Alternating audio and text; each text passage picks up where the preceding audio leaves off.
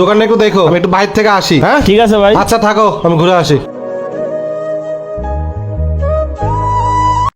কিস্তির টাকার হিসাবগুলো ঠিকঠাকই আছে, যাই ওনার দোকানে যাই। আসসালামু আলাইকুম ভাই। ওয়ালাইকুম আসসালাম ভাই। ভাই আমি ওই যে আজব সমিতি অফিস থেকে আসছিলাম। আরে ভাই বসেন বসেন বসেন। রফিক, দুটো চা নিয়ে আসো। না না ভাই, কি দরকার আরে ভাই, ছিল? চাই তো। তা ভাই আপনি যে রাতে আমাকে লোনের ব্যাপারে ফোন দিছিলেন, তা আপনার কত টাকা লাগবে? ভাই লাগে তো অনেকই, আপনি একটা কাজ করেন, আমাকে 2 লাখ টাকা লোন দেন।